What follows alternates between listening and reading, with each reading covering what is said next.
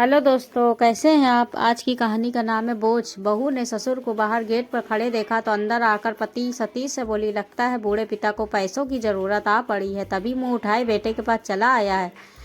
अपने पेट का गड्ढा तो भरता नहीं, अब घर वालों को कहाँ से भरोगे। पत्नी रेखा के जले कटे वचन सुनकर भी सतीश चुपचाप दरवाजा खोलने चला गया। पिता के झुक कर पैर लगा तो उन्होंने हमेशा खुश रहो का आशीर्वाद दिया। पिता उसके साथ भीतर आते हुए बोले, बहू बहुत कमज़ोर हो गया है, बीमार है क्या बेटा। सतीश बोला, नहीं पिताजी, मौसम बदल रहा है ना, इसलिए वज़न बहुत कम हो गया। फिर सतीश ने कमरे से खटिया निकाल कर छोटे से चौक में रख दी। बूढ़ा पिता खाट पर पैर बैठकर इधर उधर देखने लगा। फिर बोला, बच्चे स्कूल गए होंगे शायद। सतीश बोला, नहीं पिताजी आज छुट्टी, बाल खेल रहे हैं। दरवाजे की ओर में खड़ी पत्नी का दिल किया बोल कर बता दे कि कोई छुट्टी बुट्टी नहीं है। फीस ना भर पाने के कारण स्कूल वालों ने उन्हें स्कूल से निकाल दिया, मगर बड़ी मुश्किल से उसने खुद को चुप रखा। इतने में बाहर से आकर दोनों पोते और पोती दादा के गले लग गए। दादा उन्हें प्यार करने लगे, अपनी जेब में से मूंगफली की मुट्ठी भर कर दोनों बच्चों को देने लगे। बच्चों के शरीर पर पुराने और टाके लगाए हुए कपड़े देखकर पिता से बेटे की हालत छुपी ना रह सकी।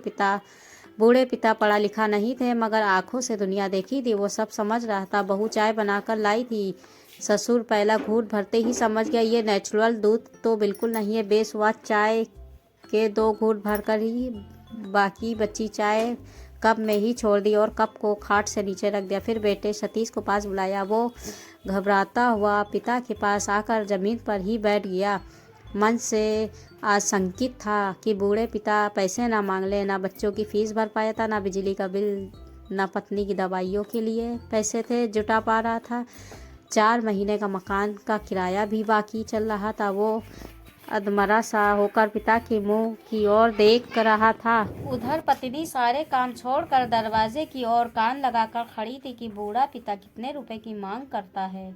अगर पति से ठीक से जवाब ना दिया गया तो वो खुद जवाब देगी। कुछ देर सोच कर बूढ़ा पिता बोला, इस समय काम का बहुत लोड है, मजदूर भी महंगे हो गए, इसलिए टाइम नहीं है रुकने के लिए। आज ही 5 बजे की ट्रेन से वापस जाऊंगा। 4 महीने से तुम्हारा कोई समाचार नहीं आया। तुम्हारी माँ को बहुत फिक्र हो रही थी, इसलिए उसने मुझे ज़बरदस्ती यहाँ भेजा है। मैं तुम्हारा पिता हूँ, मुझे मालूम है जब तुम परेशान होते हो तभी ऐसा करते हो। फिर पिता ने कमीज की अंदर वाली जेब से 500 रुपये की 2 गड्डियाँ निकाल कर बेटा सतीश की तरफ बढ़ाते हुए कहा, रख लो, चने की फसल अच्छी गई थी, घर में किसी प्रकार की कमी नहीं है, सब मज़े में है, मगर तुम बहुत कमज़ोर लग रहे हो, ठीक से खाया पिया करो। बच्चे भी कमज़ोर लग रहे हैं, उनका भी ख्याल रखा करो। बहू शायद बीमार है, उसे ढंग के अस्पताल में दिखाओ। अगर शहर में तुम्हारा काम धंधा नहीं चल पा रहा है तो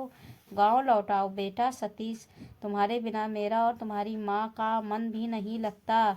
पोते पोतियों के बिना घर सूना सूना लगता है। बेटे सतीश को जैसे सांप सूंघ गया था, वो गर्दन उठा ही नहीं पा रहा था। उधर दरवाजे की ओर में बहू मुंह में साड़ी का पल्लू दबा कर रुलाई रोकने का प्रयास कर रही थी, मगर आंसुओं को वो नहीं रोक पाई।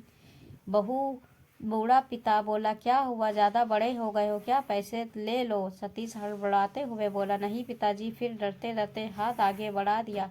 पिता ने नोटों की दोनों गड्डियाँ बेटे के हाथ में ऐसे रखी जैसे बचपन में मेला देखने जाने के लिए 1 रुपए का सिक्का दिया करते थे।